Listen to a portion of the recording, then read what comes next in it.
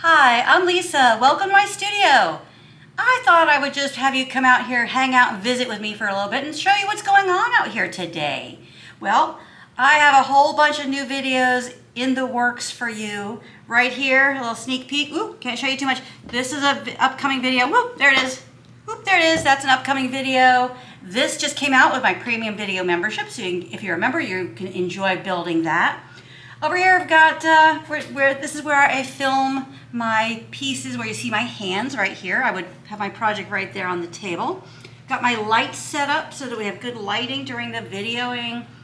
I had fired 3 kilns over the past couple days, multiple times. Got that kiln open over there. Over here we got another light for when we are filming to make sure everything has really good color so you can see the true color of the glass. Over here I've got 2 pumpkins that I made last year. You can check out this video on making these pumpkins, and they were flat this whole time, and I finally decided to slump them. So I had room in the kiln, so I tucked those in with the other pieces, and I really enjoy having a little curvature on them. I think they're going to make a great little, a little addition, maybe at the restroom, or maybe just, maybe a spoon rest even. Aren't they just adorable? And then these are 2 brand new YouTube videos coming out you can look forward to, but I'm not going to let you see them. You have to wait for those to come out, and then you can enjoy them. And then over here, let me grab my little cup. Over here, I've got all these shelves that I've been using, and now they are in need of priming. I like to use ceramic shelves and prime them because it's the least expensive way to work with your glass. You don't have to cut paper, you don't have to vacuum the paper, it's inexpensive. I get really nice finish on the back of the artwork.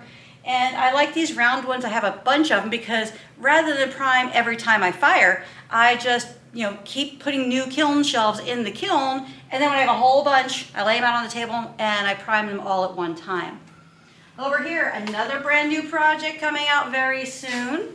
So that's where all these shelves are getting used. My last premium video membership project called Crystal Garden was fired on this fiberboard shelf, and I used copper wire to create the shape.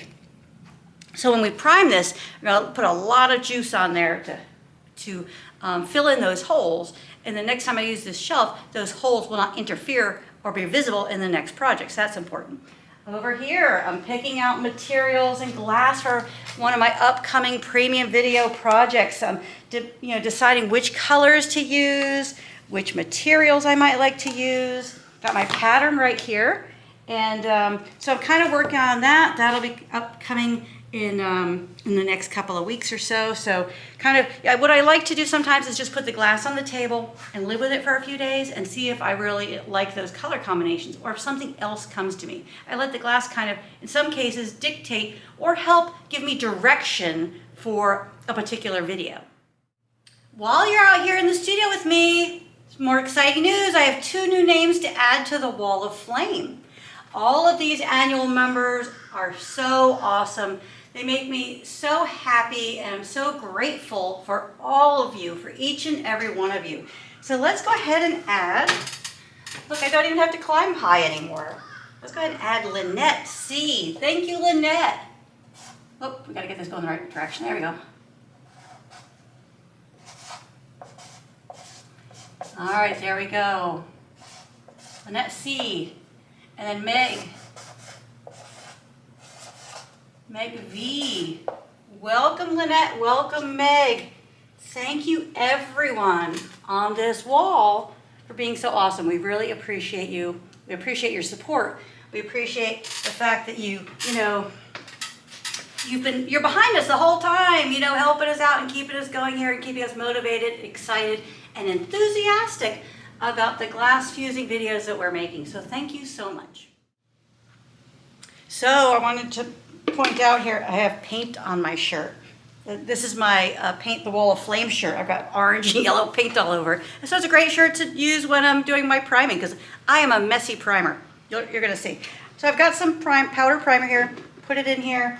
I don't measure.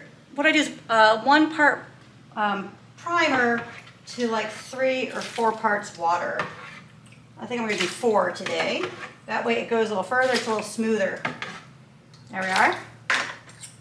And then you can take this spoon, stir it up till all that dry material gets wet. See how it kind of clumps on the bottom there? By the way, I had to do lizard rescue a minute ago. There was a lizard in this bucket.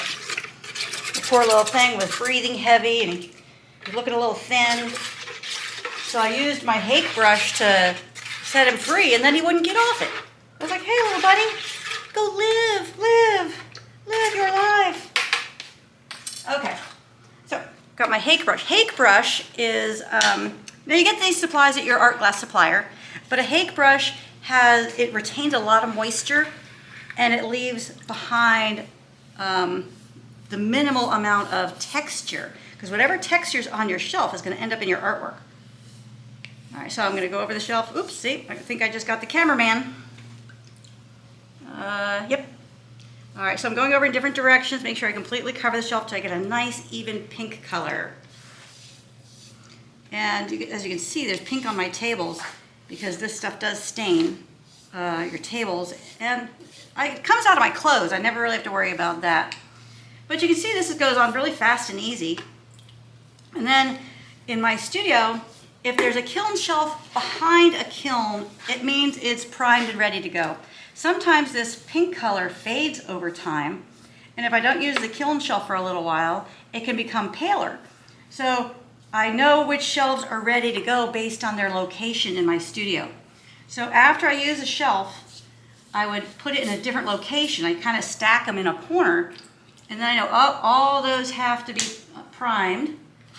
And all the ones that are currently behind the kilns are ready to use.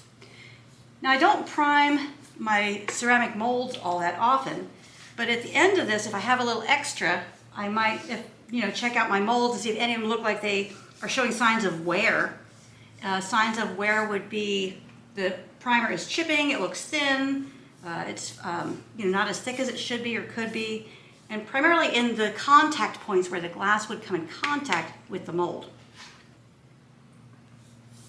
All right, so this is great. I get to hang out with you and get a chore done. Isn't that just awesome? So this is kind of what's happening out here in the studio. I cut a whole bunch of glass and a whole bunch of projects one day last week. Then over the weekend, I'm out here putting the things in, taking them out of the kiln, putting them back in the kiln to slump them or do whatever else I want to do to them. Or maybe I'm gluing things together. And then I come out with my cameras and turn on my lights and I film, taking the pieces, out of the kiln and giving you an idea of what they look like and, materials we might have used, things like that. So this is kind of a day in the life. We do a little bit of filming, we do a little bit of glassing, we do a little bit of priming, and all the while just enjoying the entire process of being creative. Now this one, you're going to watch, I'm going to just pile it on here. I'll really lather it up in those holes. So go over it, go over the entire thing. Now this is a fiberboard shelf, so it absorbs more moisture than the ceramic ones do. The cool thing about the fiberboard is the more you use it, the smoother the surface becomes. It kind of like gets an eggshell kind of finish. All right, so look, we've got these holes here, so let's really fill those in. And then we don't have to worry about those showing up in the next project, because this shelf is really important to me because it fits in one specific kiln. And when I want to do another technique like this, I want to have it available. So we're going to just fill those up. Just keep piling it on. We'll make sure we get 3 good coats on the entire shelf as well. You can see how this is really absorbing the primer. It really sucks it up. It's a very thirsty material. All right, there we go. Okay, whoop, that one doesn't want to seal, and that one doesn't want to seal. All right, so I'm going to really just put puddles on here. There we go. All right, I think that looks pretty good. And we just have a tiny bit left. So I'm just going to go ahead and kind of lather that on here, use it up. I don't really care to keep my primer mixed and in the bucket because the consistency changes and it doesn't go on as well. All right, oh, came up with a bunch of powder down there.